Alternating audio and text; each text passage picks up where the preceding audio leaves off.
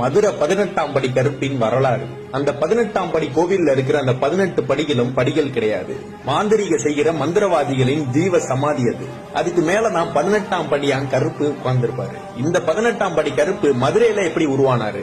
பாண்டிய நாட்டுல இருக்கிற அழகர் கோவிலுக்கு சேல நாட்டு மன்னன் வராரு. அழகரை பார்த்தோன்னே அவரோட அழகுல மயங்கி பிரமிச்சு போய் நிக்கிறாரு.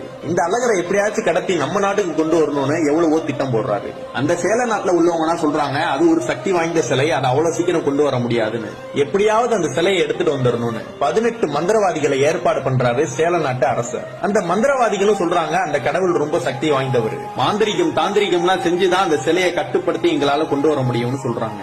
அதுக்கு நீங்க எங்களுக்கு காவலுக்கு யாரையாவது அனுப்புங்கன்னு சொல்றாங்க. அந்த சேல நாட்டு அரசரும் அதுக்கு நான் சம்மதிச்சுட்டு 18ஆம் படியான் கருப்ப காவலுக்கு அனுப்புறாரு. அந்த 18 மந்திரவாதிகளும் அந்த அழகர் கோயிலுக்கு போறாங்க. அந்த 18 மந்திரவாதிகளுக்கு காவலா கருப்பும் போறாரு. அந்த மந்திரவாதிகள்லாம் கோயிலுக்குள்ள போனோன்னு யாரோட கண்களுக்கும் நம்ம தெரியக்கூடாதுன்னு ஒரு மாந்திரிக மைய கண்ணுல தரவுறாங்க. அந்த அழகரோட அழகுல இந்த மந்திரவாதிகளும் மயங்கி போயிடுறாங்க. இந்த 18 மந்திரவாதிகளும் உட்கார்ந்து மந்திரம் செய்து அந்த அழகரோட சக்திய கொஞ்சம் கொஞ்சமா எடுத்துக்கிட்டே இருக்காங்க. இது தினசரி நடந்து கொண்டே இருக்கிறது. அந்த அழகரோட முகப்பொலிவும் கொஞ்சம் கொஞ்சமா குறைஞ்சுக்கிட்டே வருது. இந்த 18ஆம் படி கருப்பும் அழகரை பார்க்கலாமேன்னு போறாரு. அவரும் அந்த அழகரை பார்த்து அழகுல மயங்கி நிக்கிறாரு. இங்க நடக்கிறது எல்லாமே இந்த கோவில் பூசாரி கனவுல அந்த அழகர் சொல்றாரு, என்னை திருடி செல்வதற்காக 18 மந்திரவாதிகள் என் கருவறையில் மறைந்து உட்கார்ந்து இருக்காங்க, என்னை காப்பாற்றுன்னு அந்த அழகரும் சொல்றாரு. இவர் இந்த பாண்டிய நாட்டு அரசர்கிட்ட போய் இதை நான் சொல்றாரு. அந்த அரசரும் ஒரு வழி கண்டுபிடிச்சு தினந்தோறும் அந்த பிரசாதம் வைக்கிற அந்த பொங்கல்ல நிறைய மிளகு சேர்த்து வைக்கிறாங்க.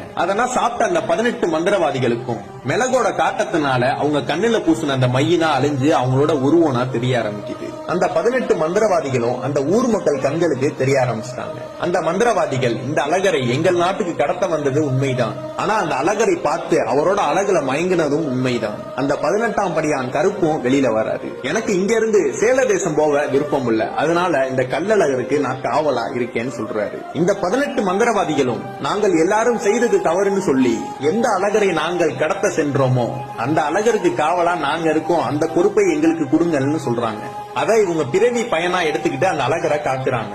18 மந்திரவாதிகளும் வடக்கு நோக்கி அமர்ந்து தவம் செய்து தங்களுடைய உயிரை தாங்களே ஜீவசமாதி படுத்திக் கொண்டார்கள். அந்த ஒவ்வொருவரும் ஜீவசமாதி படுத்திக் கொண்ட அந்த இடத்தை தான் 18 படிகளாக அமைச்சிருக்காங்க. இவங்களோட சேர்ந்து இந்த 18ஆம் படியான் கருப்பும் காவலுக்கு நிக்கிறாரு. அவரோட உத்தரவு இல்லாம எதுவும் உள்ள போகவும் முடியாது, வெளியே வரவும் முடியாது. கூப்பிட்ட உடனே வந்து நிக்கிற தெய்வம் பொய்யா தெய்வம், அதுதான் இந்த 18ஆம் படி கருப்பு. உண்மை எங்க இருக்கோ அவங்களுக்கு பக்கத்திலேயே இருந்து வெற்றி பெற செய்யக்கூடிய தெய்வம் அப்படின்னா கருப்புக்கு நிகரான தெய்வம் இதுமே இல்ல.